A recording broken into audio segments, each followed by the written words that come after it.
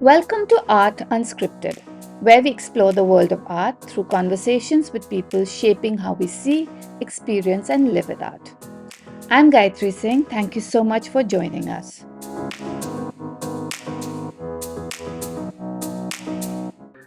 Enjoy the process of purchasing, living, and dealing with it every day. Today, we're diving into a topic that every art collector, whether seasoned or just starting, can relate to. What draws someone to their very first artwork? How does that then shape their journey as a collector? To help us unpack this, I couldn't have asked for a better guest. Amit Kumar Jain is a well-known personality in the Indian and international art world. Most of you know him as the middle-class collector. With extensive experience working with museums, private collections, auctions, and art advisory, he has worked with some of the most significant art institutions including MAP, Saffron Arts, Devi Art Foundation, and the Savara Foundation for Arts. Amit is not just an expert in modern and contemporary art, he is also deeply committed to supporting emerging artists. Today he joins us to share his journey as a collector, his insights into the evolving art market, and his advice to young collectors looking to start their own collections.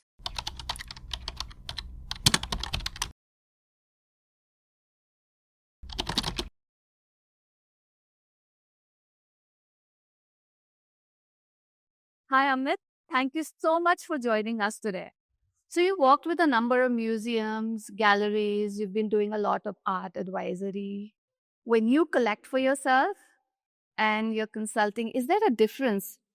Oh, there's a big difference, I think. Even though I try my best to consult in a way that people cash into my madness at times, that, okay, this is how you buy art, but more often than not, it's a very different taste. All of us are different, right? We have different expectations of a home, of our walls, of our colors.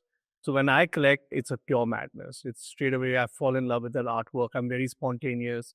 And I think I acquired a collection based on that. I mean, I have many stories. I'll give you one maybe after I finish answering this question. But when I'm working with clients, I first have to really understand their psyche. And in fact, are they looking to make a long-term collection? Are they looking to collect only for a short-term investment, which is a very different game altogether? And more often than not, I have to actually let go of my passion in some sense, because in the end, they have to live with that art and I don't. So, which is something I always tell them, that I may be advising you with something, but in the end, I'm not living in your home. And it's you who has to wake up every day to a painting or a sculpture. So it's better that you love it more than I do. I can advise you on its price, maybe how much one should be bidding on in an auction, or if you're working with a gallery, how much you can stretch for a discount, how to maintain it, how to insure it. I can do all of that for you, but eventually in the end, it's their call. So I think I don't try to impose myself on anyone when I'm working. On the other hand, I was buying a lot. That's I said, I'll give you an example how spontaneous it would be. This is in 2013. I had just left the Savara Foundation and I was in between. I was heading to do my master's. And I saw at the India Art Fair that time a 𝗁𝗏 𝗨𝗁 at a booth. Wow. And this is 2013. I mean, printmaking was not, and maybe is still a very young, I would say, category of art that people are turning to. And I fell in love with it. I was already a fan of 𝗁𝗏 and I did own one. It was expensive for a young professional like me. And I managed to get in at that VIP hours, which one could that time. And I saw the work and I told the gallerist, listen, can you give me 5 minutes? I know it's out of my budget. I didn't have a job. I had a 2-year-old daughter. And I quickly called up and said, listen, I'm taking this massive risk in our life right now and I'm buying this work. Luckily, I was supported by the family and they said, okay, go for it. We'll see what happens. It was spontaneous. It was mad.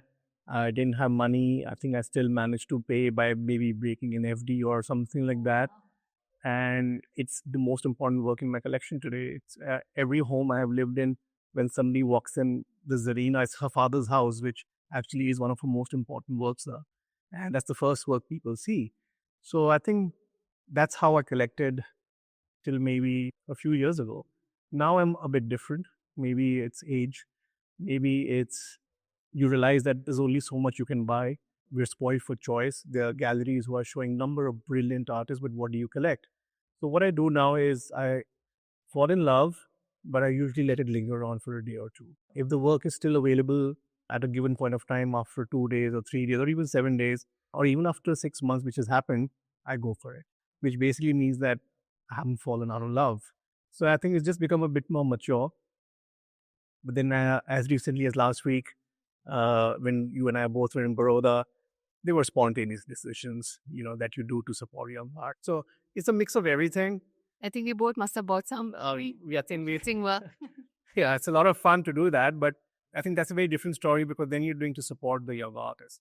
I mean, that first purchase for them, for us and for them when they sell it is extremely important to go a long way because they know that there's someone out there who responds to their practice, to their hard work, because for them, they're still very young, they're romantic, they have a very different idea of the art world.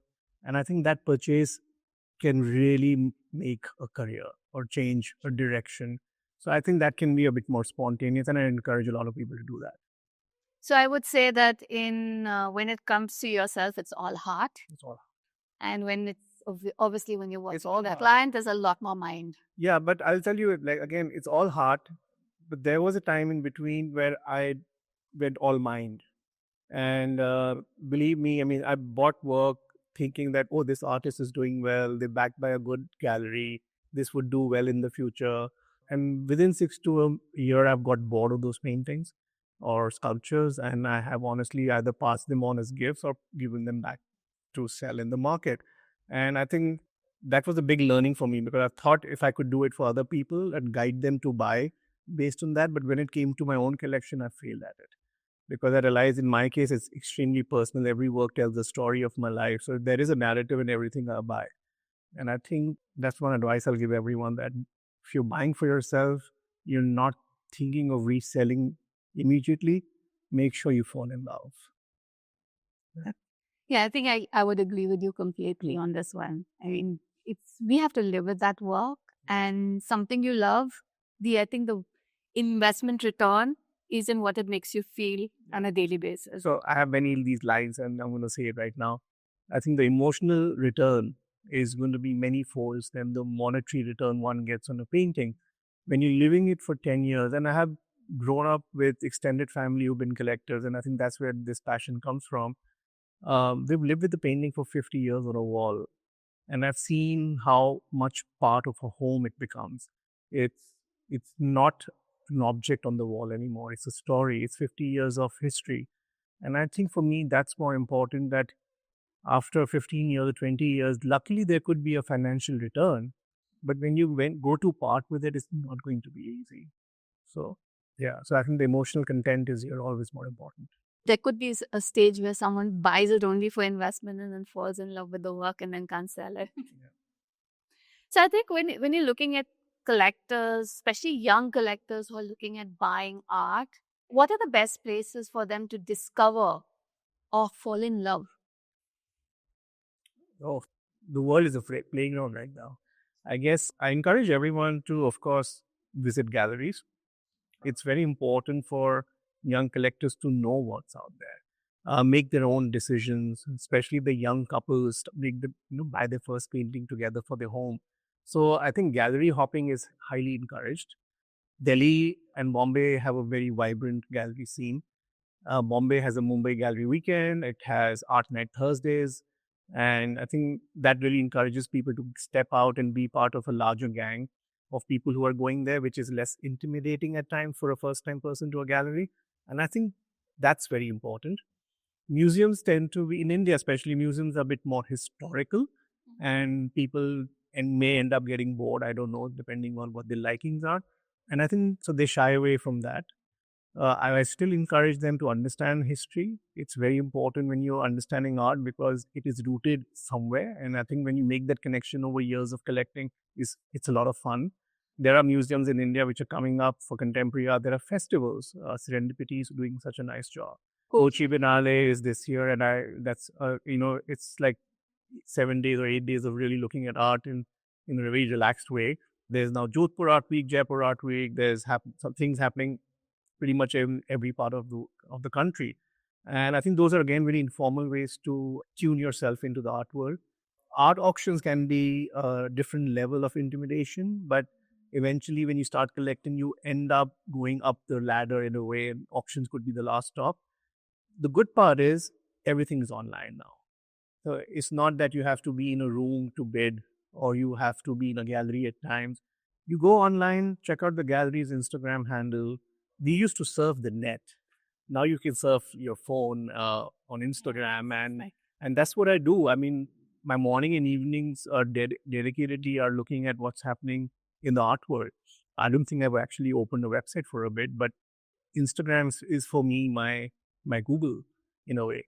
I have discovered artists there. I have made cold calls to artists on Instagram, and they must be looking like, who's this weird guy who's just randomly saying, hey, I love your work, and we chat. And I've developed great friendships there. So I would say that it's much easier for a young collector to know what's happening, to learn about what's happening, and maybe make the first plunge without even going to a physical space. But eventually, you cannot shy away from walking into a gallery. Yeah, it's very important. And Instagram's really amazing because the moment you start looking at even 2 or 3 artists, it starts throwing more and more at you. So, I mean, it figures it out. I wanted to ask you, have you seen, I mean, you've been collecting for such a long time. Have you seen your taste changing over the years? Oh yeah, taste change. People change. People grow. People mature. What you were buying as a teenager will be very different from your 20s. When you have a family, you think differently, right? So it also depends financially how you're growing. But the thing is, like for example, in my case, it would be very different from maybe someone else who's just collecting. I'm in the field of art. I'm exposed to a bit more. My career has taken me from contemporary art to modern to folk and tribal to different to classical art. And while I've learned about them, I've also had the passion to collect them. So of course, the collection has become a bit of everything. For a younger person, I think it's best to stick to one subject that they understand. And I think in that case, it's mostly contemporary art of their time, because that's where the connection is easily made. They understand what's happening in the social fabric of the nation and the globe. They relate to it. Could be activism, could be gender rights, could be climate change. And I think for them, it's better to start somewhere there and see where it grows. But one thing is for sure, taste will change. And sometimes the art you have may not be the same connection that you thought it had. But that's part of life. It happens in relationship. So I guess taste changes as we change, right? It does. Art could be in a house a reflection of what we are as people too.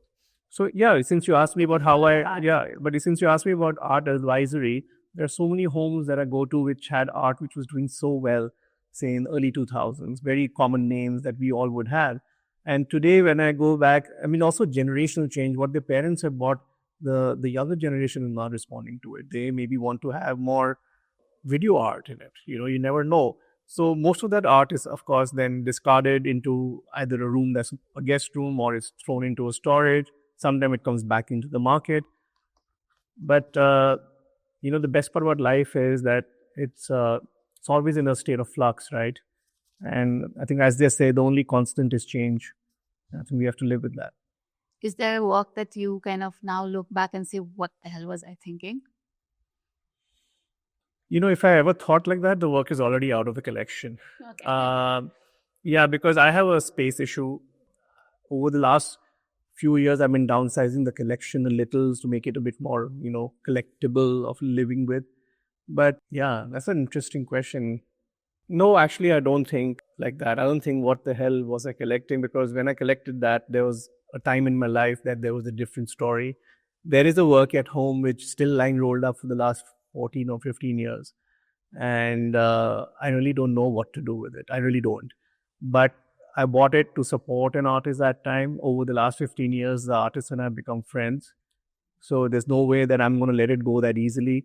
So hopefully one day I'll come across a home where it fits in and I'll give it to them. So yeah, I will not say what the hell was I thinking, but I would say yes, my tastes have changed. Can you give me like one possibly best excuse you used for picking a work? How did you justify buying art? For a long time, and even today, I use my daughter as an excuse. So rather than buying, a lot of people would buy gold on birthdays or they'll buy mutual funds. I don't understand all of that. I mean, I'm not a business person at all. So I would buy an artwork every birthday for her to start with. But then once in a while, I will go out and buy something and say, oh my God, I need to get that. And if I take it home, I'm going to get yelled at or something like that. So I would just say, hey, it's for the daughter's future. What am I leaving for her? I said, hey, I found a painting. And in 15 years, hopefully, if it goes up in value, I can always say, justify my case then and say, listen, I made the right decision. But the fact is that, yeah, I've used her a lot as an excuse. And I think thanks when she grows up, and she's already 13, but when she grows up a bit more, we can joke about it together. You worked with contemporary, modern, as well as traditional tribal art. Is there a different strategy when it comes to collecting each of these? I think the strategy can differ, yes. Moderns require a lot of research. I mean, when the values go up, the game changes, right? And for when you're buying modern art, you need to know your artist inside out. Luckily, they're published. Luckily, there are books on them. You need to know what is the right period to buy. For example, if you're buying a Raza, I mean, I'm more fascinated towards his 50s, which is really when he was emerging in doing a lot of landscape based out of Paris. Mm-hmm. But if you're buying a Hussein, I'm a fan of the early 60s. So there are different periods of an artist. Ram Kumar, I love, of course, the 𝗏𝗏 series, but unaffordable, unapproachable. But then the fact is you always have to know what you're getting into. For contemporary art is a bit different. The price points are varied. When I'm looking at contemporary art, I'm talking about maybe emerging contemporary art. I'm not talking about the senior contemporary art, but here the price points are different. You can take quick decisions. There are no authentication issues because they're still living artists. Another thing is you can always have a studio visit to know more about their process. I think there are more to learn by building a relationship. In moderns, it's building a relationship through a book or through the internet here. Now, in terms of vernacular art or in indigenous art, there are so many terms to it. It's very different because you've been seeing it throughout your life at Hearts, at craft museum. So it's always been a commodity that people take home to decorate. Now it's become something of a collectible. There's value to it. And unfortunately, it's still a subject that's not been spoken about much or written about much. I think this is where the collector base in India still needs to know a lot more. So when I'm looking to buy something, either from the folk or the tribal cultures, I really like to go as early as possible. So if it's a Pradhan Gond painting from Madhya Pradesh, it's going to be the early 80s when Bharat Bhavan was being set up. People like 𝗔𝗿𝙗, 𝗫𝗏 were being given jobs at Bharat Bhavan to work as labor, but finally becoming artists. And for Mithila paintings, then Master Kulkarni was sent by Pukul Jaikar to get paper and start painting. So when you know the histories of art forms, you also know what was happening in India that time, how the artists were changing or responding to that. And I think for me, that becomes the journey of knowing. So I think this needs a little more. So they're looking at more as a skill versus... Yeah. So that the craft versus fine art debate continues. The world has always fought about it. The boundaries are blurring, but I think the mindset still has to change a little more. And when it comes to classical art, which is miniature paintings, bronzes from the Chola period, for that you really need to educate yourself. Because, see, authenticity will always be a problem. We have skilled artists in our country, make things look... Yeah, you go to Jaipur school, it's still one of the best schools for miniature painting. And there's nothing wrong in painting miniature like today in the Jaipur school. It's just that they are passed on sometimes as old paintings. And even for someone like me, as much as I love it, it's not my subject. And for that, I need to live again to be just trained in that subject. So I would say that every category requires a lot of research. Categories which are now older than, say, 70, 80 years needs more academic inclination, which I think we still are very young in this country. We need to have those kind of dating. It's still very expensive for them to do that. But someone like me, I would love to collect classical sculpture. But for that, I need to know more. For that, as I said, I better start going back to the museums of, say, historical pieces and train myself on their iconography, on what kind of stone came from which period. That's another subject. And I said, one lifetime is not enough to do that. So, yeah, there's so much happening. So you're talking about, there needs to be a shift. But I mean, have you seen a change in collectors since you started and now? Has there been a shift in there? One is, of course, knowledge, but even how they look at art. Well, definitely, I think the collector base is much more knowledgeable right now. That's only because information is easily available. So when I started my career in 2003-04, information may not be that easy, and we would still be a bit old-fashioned to do a lot of studio visits, come back with CDs, sit on them, think about it. But now today, their knowledge is at your fingertips. So they are well informed. They're informed about prices. Now, when I would be advising a client on buying a modern painting, they would quickly fish out a price from online and say, hey, these are the last 5 auction results. So I think this should be the price. So I think that's where there's more transparency coming in, which is great. At the same point of time, with all due respect to people who buy, sometimes they also think they know more than the art advisor, which lead to problems. Yeah. And I think, there have been so many cases recently across the world where, and India as well, where people have been buying, paintings from dealers who don't even know if they're selling the right things. I think the more that happens, the role of an art advisor is becoming more important. And I think it's also a huge then responsibility, isn't it? It is a great responsibility because sometimes you're like, I hope I haven't made the wrong choice. Of course, when you're authenticating your work, I do go by my sixth sense and I do know my answer when I see a painting, but I will still ask for a week to sit in the libraries or do my research and make sure there's enough case study for me to reject a work. But it is a huge responsibility because the value game has changed. It's not a 20,000 rupee 𝗏𝗏 anymore, right? Which was there in the 60s. So at those kind of price points, one wrong decision can change your life. So as Spider-Man said, with great powers come great responsibility. So I'm quoting Spider-Man in an art interview. Okay, this is an interesting kind of a question. What's your take on this whole art buying FOMO where people all suddenly it becomes a trend, everyone rushes and goes and buys a specific trend? Yeah. For both, I guess the collector and... Well, artists are making a lot of money, so their valuation is great. But there's a saying which one of my mentors told me, these are the people who are collecting by the ears and not by their eyes. And I think when you do that, you're not really making your own decision. You're not using your own intellect to understand that if this is the work that you connect with. When you go to a home, if that artist is trending, let's put it that way, it becomes important for every person in their friend circle to match that social structure, which I don't agree with. Art is very personal. But that's normal. It is what a society is. We don't expect everyone to abide by it. So I guess in terms of value, as I said, for the artist is great.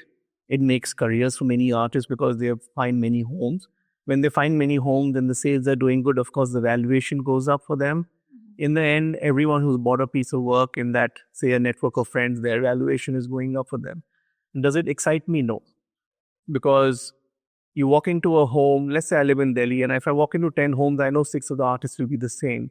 So how does it make it a personal story? Art is very personal. If I come to your home, Gayatri, I'm going to look at art and say, hey, this is Gayatri's taste.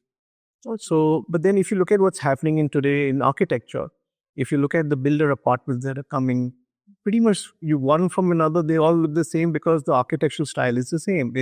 There's a little bit of cut and paste. Cut and paste happening, and they said, okay, But see, again, who am I to comment on other people's home or their taste? I guess to each their own. But yeah, if you want to make a fantastic collection, you need to have individuality. And I think that's where I would like to stand. No one is born a collector.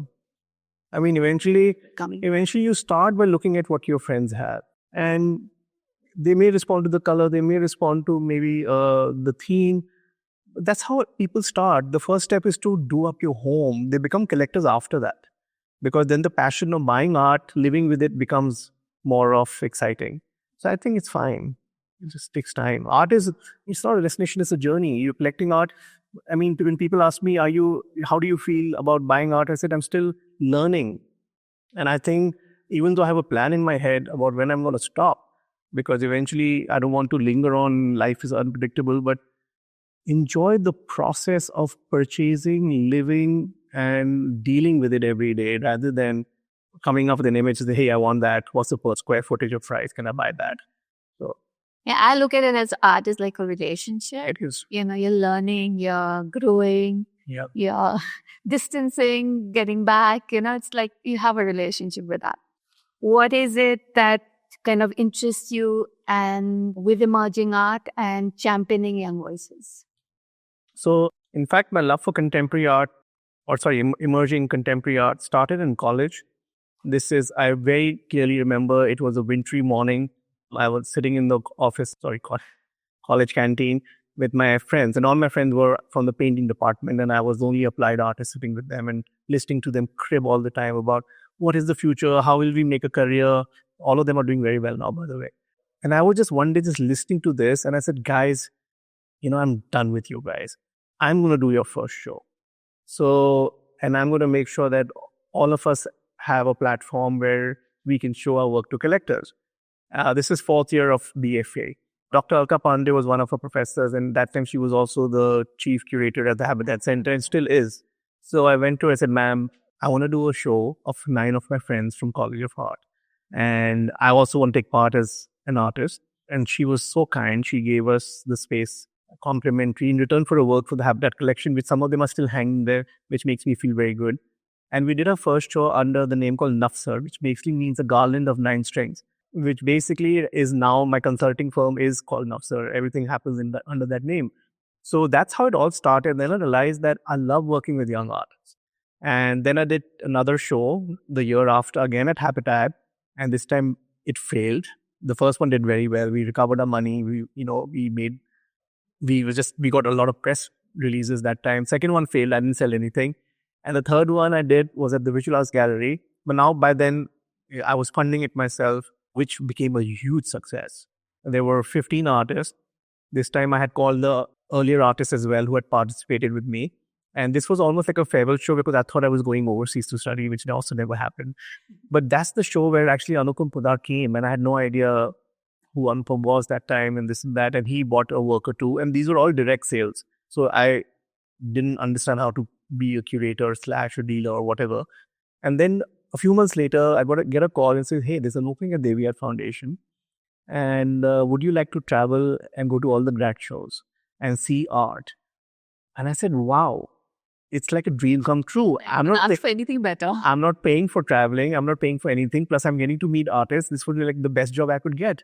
So I took up the job on a project basis. It wasn't a full-time employment. And my job was to travel, come back with loads of CDs, and then we would all sit together as a team, see what's happening in India that time, and end up buying some of them for the collection of Devi Art Foundation. Eventually, it became a full-time employment, which lasted for 5 years. And then there were many trips across the subcontinent to do this. So I think my passion starts from there. It's continued because I realized that I don't know why it continues. It's just I love sitting in the studio. I love meeting young artists now because they have a very different approach. They look at life differently. And for someone who's been in the industry, I can get pretty jaded if I don't tend to be open about learning more. And I think the best way to do that, for example, I do that with my daughter and her friends. I have to hang out with them to learn that I'm slay, which apparently is the term, right? But the same point of time when I go and sit in a studio and I understand what the artist is going through, what is affecting them, it does make a difference. It makes you understand that this generation of artists has different set of problems to respond to. I just love that. And I think for me, my energy comes from there.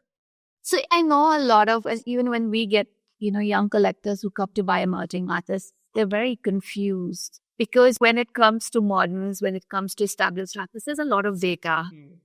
What would be your guiding principles for, when you're looking at emerging? For collecting emerging. Collection. So it is being a gallerist is tough, and let me tell you that. That's the reason I don't maybe run a gallery.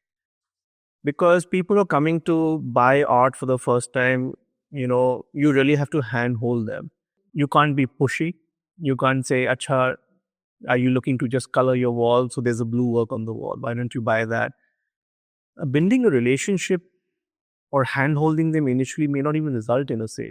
So I think that's what, more than advising the buyer, I think the advice is here for the gallerist, is to really be patient, share information, ask those, people will ask you questions and some of them may be extremely elementary. I mean, we have to understand that if you have to make a collector base in the country, you have to be really sharing all that you know about the painting. Is this a mixed media? What is a mixed media? They will ask you a question, even though you can see it's paper, they will say, is it paper or canvas? And I don't think it's fair for us to judge a first-time buyer. The fact that they walked into your gallery or to a fair or wherever they go is a good enough sign that they're interested to maybe take more steps in the future. Now, if I were to advise a young collector, or I will not even say a collector because buying one or two pieces doesn't make you a collector.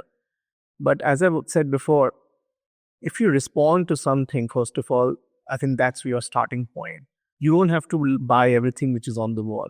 Out of the 10 paintings, and if I were to walk with them, my thing would be, what are the top 3 paintings you respond to? So it becomes a much more interactive, because in the end, they will understand why they are responding to it. So someone will say, hey, I respond to the color blue. I said, great. Why do you respond to the color blue? It's my favorite color. It's as simple as that. Lovely, love it.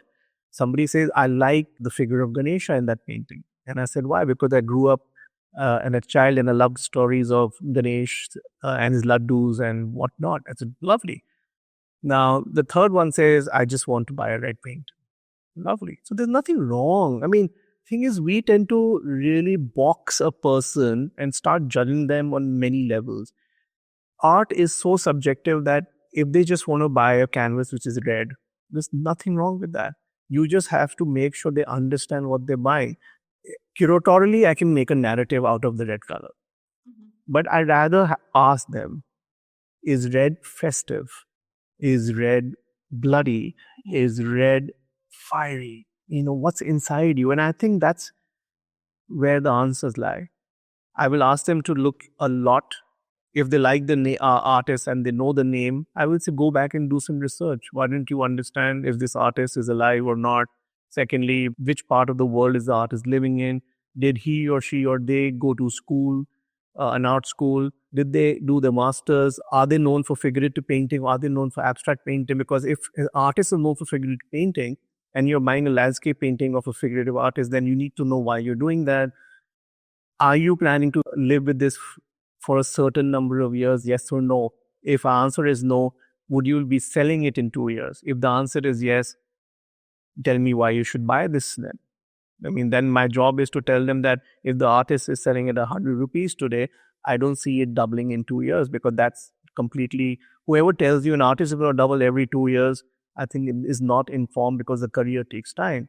There's so many levels of information one can advise.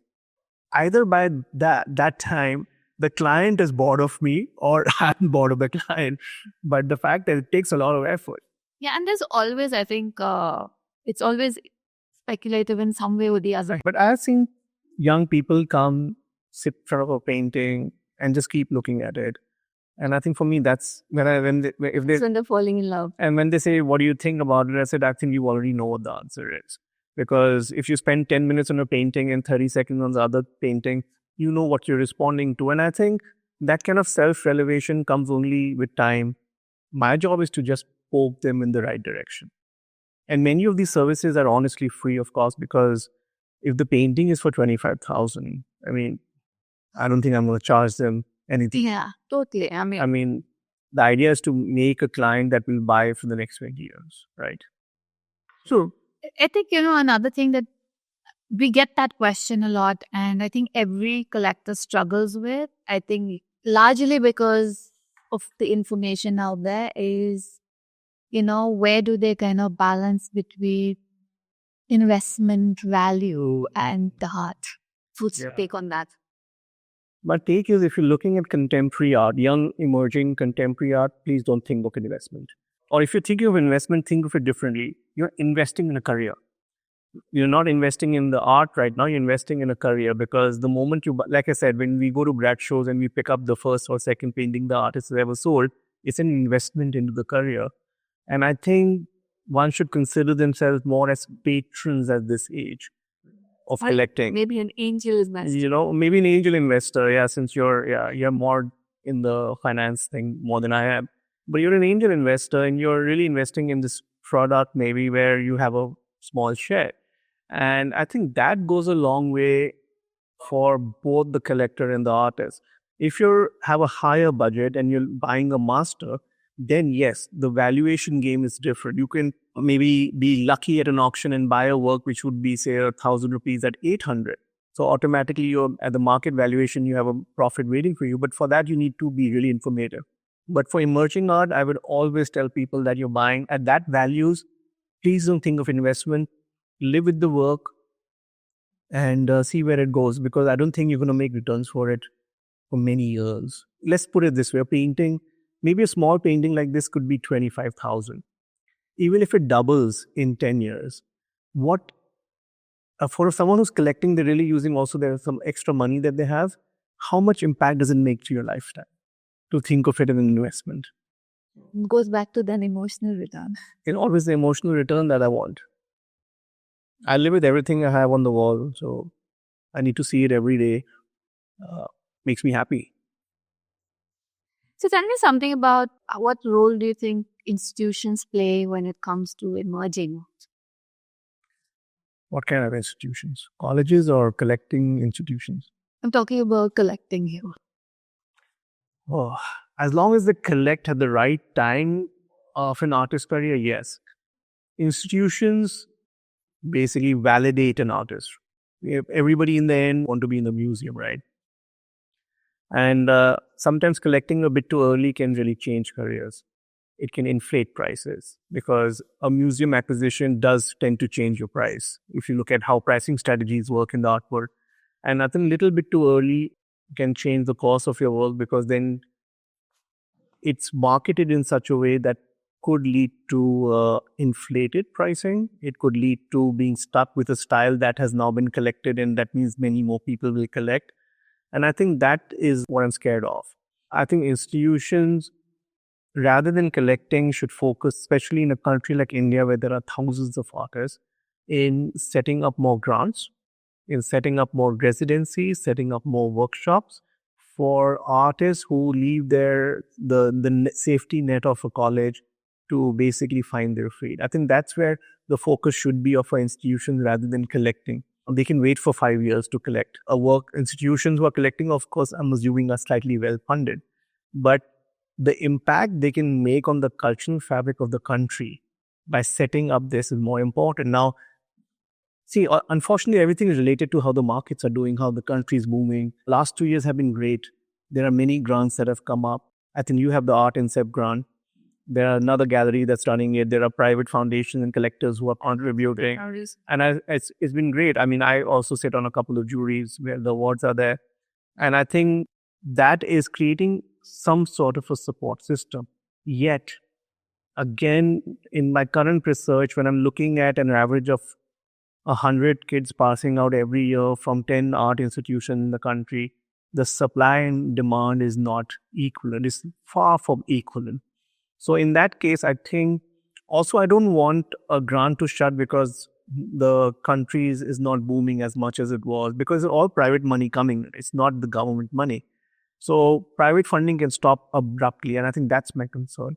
So for an institution, please focus on setting up long-term grants, workshops, residencies, build up the talent in the country. Eventually, by supporting that, you will get access to buying them, having them in your collection, but don't overexpose them so soon that it may destroy a career. And that can happen. That's the way I would do it if I was sitting on a museum and collecting.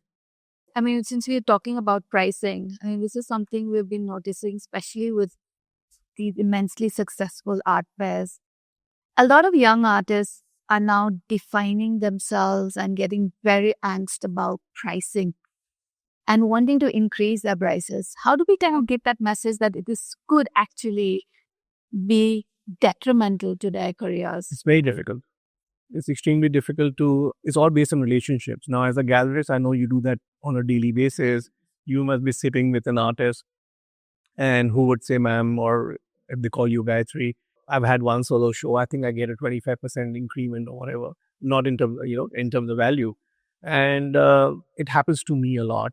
And my thing too is that, see, there are certain levels where price change happens in a career. Every solo show, a price change can happen. Museum acquisition, Biennale participation, multiple exhibitions, being collected by important collectors, winning an award could change your valuation. But I've come across many artists who actually haven't even checked those boxes and have upped it by 30% or 40%. It's such a touchy subject. It's a very delicate subject that, and especially for a gallerist, if you try to do it, artists would leave you because they would consider that you're not trying to push their career, and or you're not trying, you don't understand them, and they're devaluing them, or you're devaluing them because the artist thinks the price should be X plus 20%. And I think, unfortunately, there is no straight answer to this. I think the idea is what kind of relationships you build, how much they trust you, and there will always be a 20 to 25% people who may leave a gallery at this point of time. But in the long run, I've realized that, and the saying is so true, that in the race of the turtle and the rabbit, I mean, it's always the slow and steady wins the race. And a career, again, like I said, for collecting, I say this for artists, enjoy the journey. The benefits will reap at the right time. You cannot become a successful artist in 5 years. I've seen it in the 2007-8 boom. It was happening. Prices shot up, 3x, 4x in a year or two. The business of art was booming, be it the primary sales or the secondary sales, the prices were booming. But when the crash happened, what happened to those artists? Many careers were destroyed. It was very difficult. It's not only the collectors who bought those prizes, it's also the ego of people who will not come down because, hey, that's a prize. But then, in a way, you've completely destroyed your career. There were artists that time who were slowly watching what was happening until date of practicing and have now come to that level which they should have been there. They blasted. And it's very difficult though, because it's an art is emotions. An artist is emotional. But how do you tackle that is, I guess, what to each their own. Again, the way you'll approach it or I'll approach it will be different. Yeah, but one advice to the artist is, that trust your gallerist or trust your art advisor or trust your artist friend, the art market friend or the artist friend, because they understand what's happening in the market. They understand that in the end, for a gallery and the artist especially, it's really a marriage, right? You're in it together. And I mean, if the artist is doing well, the gallery is going to do well. So of course. And I mean, actually a price increase only benefits the gallery. So when the gallery is pushing back, it means there's a reason for it. And maybe the timing is not right. And as I said, you really have to work hard on it. I think when we are looking at, this is, I think we've already talked about it a bit, but how do you tell the difference between an artist worth investing in and an artist who's having a moment? I don't know. I really don't know how to answer that because I think both investment and moment can go hand in hand. People are bullish on an artist who's doing very well today, who's becoming very popular. They'll all buy it, which of course will keep increasing the prices. It goes hand in hand. And then it stays. So partly we answered that when we looked at art people collecting in a flock, right? Because they all collect the same artists, which tend to push up the market value. So I think everyone's having a moment, but the fact is you need to know what you're buying. Are you buying for investment or are you buying for love? Back to the square one.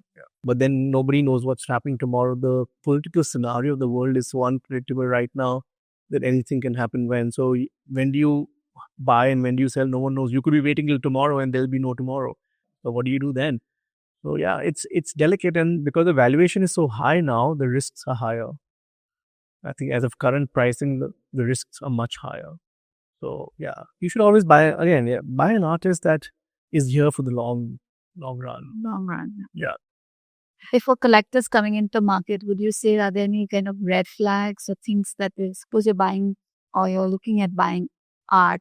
Is there anything that they should be wary of? So this is more on warnings versus. There are no deals. I get that a lot. First, let's talk about the modern segment. When people say I'm getting a deal, that's a red flag. When people say, hey, they are selling because they are in desperate need to buy something else, a red flag. I only have it for 2 days before somebody else will take it. It's a red flag. I think there are more red flags right now in the modern art market than anywhere else. In contemporary, wow, red flags in contemporary. And maybe I should ask you that. Maybe pricing. I think that could be a red flag with our contemporary artists, also young artists, because we do a lot of checks and constantly question because you're using a lot of different materials and a lot of different mediums. So it's about archival nature. What are the sprays they're using? Will the paper get yellow? I think those are kind of questions because artists are not using acid-free paper. So these kind of questions, checking, I think that's question that could be. That's where the role of the gallerist can come in. Especially in your case, you're a gallery who works with really young artists, and it's something that since you do a lot of outreach as well. One thing I've been trying to do since I graduated and never had a chance, I would love to go back to schools and talk about the art market. Because this time, especially when we both went to Baroda, I realized that pricing could have been a longer discussion. How did they come up with a price? It's just the morning they wake up and they said, I want that price. No, I think there has to be a little more thought to it. Secondly, when I asked an artist, I said, so do you think it's going to last 10 years? What have you used? Have you thought of someone who buys it? If the work doesn't live for 10 years and they're giving you the money, how would you feel? And I think these are the more of the relevant questions, and the contribution you and I can make to the industry is setting these kind of programs for artists to be a bit more market friendly. No, I think it's really important. We did like a workshop and we want to do many more where we talked about materials you can use, even simple stuff like glue. This is what institutions can do. Exactly, yes. Support the system. This is, I think, a lot of conversation has happened around this. Not as much a problem with contemporary art, but authenticity in the risk of buying. No. What's your advice to collectors? I think it's at the peak right now because of, I love how the Indian market is finally, the Indian art world is picking up. Artists are getting their due. Valuation is changing. Great. I love all of that. But the other side of the coin is that there are people who are going to capitalize on it. So this is where you said red flags. I think this topic is filled with red flags. You're seeing so much even now it's hitting the newspapers and everywhere. And as I said, I see more fakes than I see real paintings in my career. And I really appreciate the years I spent at the auction house because the idea was to learn this, that, how do you differentiate? You have to see enough art to know if it's right or wrong, because then your sixth sense can come into play. And at my time at the auction house, I saw a lot of that. People were sending images by the dozens, by the hour. So, and even today, I work a lot in multiple networks in India. And sometimes when I see a painting, I just don't know what to say because I know it's wrong. And when I advise clients, it's a tough thing, but I have to tell them, it's wrong, but you just can't say it very bluntly. Yeah, not if they bought it already, right? But that's the problem I'm actually having. I really don't know how to break it to them. If they bought something before my time, what do I do? But at some point, I have to give them the bad news. I am the bearer of bad news for such topic. So my advice to collectors for modern art is that please buy from authentic sources. At these kind of valuations, auctions become your safest bet. They do, you tend to shy away from them for a reason. Oh, they charge you bias premium. But that bias premium is technically their service they provide you for their knowledge, for their checks, for the provenance research they will do. And at least you know that even if you get bored after 3 years or you want to resell it, you can go back to the same auction house and maybe give it back to them. You go to galleries who have a great track record. Now, a gallery with 2 years of experience in modern art may not have that track record unless it's set up by someone who's been in the industry for 30, 40 years. Go back to galleries who have a track record. Ask multiple questions. You want to show it to your restorer? Ask for that. You want to, if it comes with an artist family certificate, if you have connections, go to the family and ask.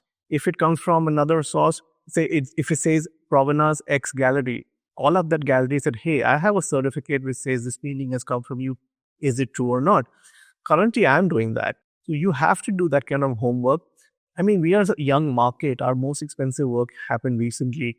think of the Western art market when we're talking about 80 to 100, $150 million for a painting. That's where, when the pricing go up, the fake market picks up as well. And as we were discussing, the number of new buyers in the market are also going up. So everything is going up. How do you decide what is the right price? What is the right painting? The last one is more about South Asian art. I mean, for a long time, ignored in the world global scenario. What do you think? Yeah. Do you think it is going to be, the next decade would be something where we see South Asian art slowly getting? It already is. Presence? It already is. See, India was always doing well. And now the subcontinent is doing well. The reason is institutions across the world have realized there are gaps in the collection. There are not only gender gaps, there are basically collecting gaps. They haven't looked at a subject deeply enough. Some institutions may have thought the region was a bit more traditional. So there have been different approaches to, filling in these gaps. And even though we were collected very early on, but there's been a big part of our post-independent period where institutions have shied away.